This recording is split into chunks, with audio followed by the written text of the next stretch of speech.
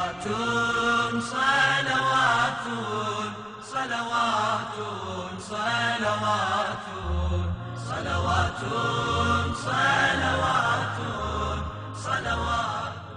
جب مسلمانوں نے جنگ بدر میں مشرکین مکہ پر فتح حاصل کی، اسی وقت سے مشرکین مکہ اسی جستجو میں تھے کہ کس طرح سے دوبارہ مسلمانوں پر حملہ کیا جائے اور اپنی ہار کا بدلہ لیا جائے۔ ان میں سے کسی نے یہ صلاح دی کہ مسلمانوں پر ایک الگ طرح سے حملہ کیا جانا چاہیے تاکہ ان میں سے ایک بھی مسلمان باقی نہ بچے۔ دوسرے نے کہا کہ ایک شخص کو جو بظاہر مسلمان ہو ان لوگوں کے درمیان بھیجنا چاہیے تاکہ وہ مسلمانوں میں اختلاف اور لڑائی پیدا کر سکے، اور تیسرے نے کوئی اور مشورہ دیا۔ اسی طرح سب اپنی اپنی رائے اور مشوروں کو بیان کر رہے تھے اور سب میں اختلاف نظر تھا۔ تبھی ان میں سے ایک مشرک جس کا نام عمیر تھا کہنے لگا، میں مدینہ جاؤں گا اور محمد کو قتل کروں گا، چاہے ان کے ساتھیوں کے ہاتھوں میری جان ہی کیوں نہ چلی جائے۔ تمام مشرک جو وہاں موجود تھے انہیں عمیر کی یہ صلاح اچھی لگی اور ان میں یہ طے پایا کہ کسی کو بھی اس منصوبے کی کانوں کان خبر نہ ہو۔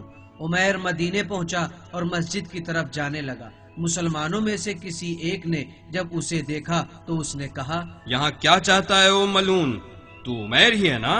ہاں جی ہاں، میں عمیر ہوں۔ میں یہاں محمد سے ملنے آیا ہوں اور ان اسیروں کو جو جنگ بدر میں ہم سے لے لیے گئے انہیں واپس لینے آیا ہوں۔ مسلمان عمیر کو رسول اکرم کی خدمت میں لے گئے۔ عمیر نے پیغمبر سے کہا، ہاں محمد، مزاج کیسے ہیں؟ سب ٹھیک ہے نا؟ رسول اسلام نے عمیر سے فرمایا، خدا نے ہم پر لطف و کرم فرمایا اور تمہارے سلام سے بہتر سلام اور درود سے ہمیں نوازا کہ وہ سلام سلام اہل بہشت ہے اور وہ سلام علیکم ہے۔ عمیر نے کہا، مجھے تمہاری ان باتوں میں کوئی دلچسپی نہیں۔ میں یہاں آیا ہوں تاکہ ان اسیروں کو جو تم نے جنگ بدر میں ہم سے لے لیے تھے انہیں واپس لے سکوں، اور میں چاہتا ہوں تم سے اکیلے میں کچھ گفتگو کروں۔ اس وقت رسول اسلام نے اس کی باتوں کو برداشت کیا، جبکہ ان کے چہرے مبارک سے غضب کے آثار صاف طور پر نمایاں تھے۔ انہوں نے فرمایا، اے خدا کے دشمن، تم جھوٹ بول رہے ہو۔ تم نے اور مشرکین مکہ نے مل کر یہ منصوبہ بنایا ہے تاکہ ہم سے اور مسلمانوں سے جنگ بدر میں پائی ہوئی شکست کا بدلہ لے سکو، اور تم یہاں میرے قتل کے ارادے سے آئے ہو، لیکن خداوند متعال نے تمہارے منصوبوں کو کامیاب نہ ہونے دیا۔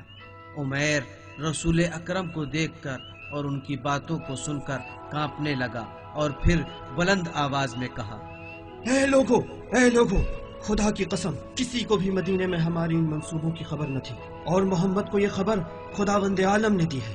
خدا کی قسم وہ رسول خدا ہے، اور جو کچھ انہوں نے کہا ہے سب سچ ہے۔ ان پر خدا کی جانب سے وحی نازل ہوتی ہے۔ میں گواہی دیتا ہوں کہ خدا ایک ہے اور محمد اس کی طرف سے بھیجے ہوئے رسول ہیں۔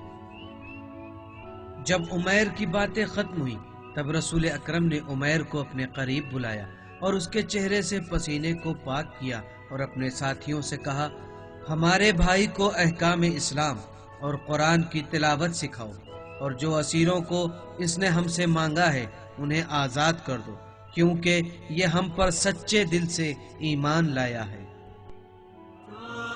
صلوات صلوات صلوات صلوات صلوات صلوات صلوات صلوات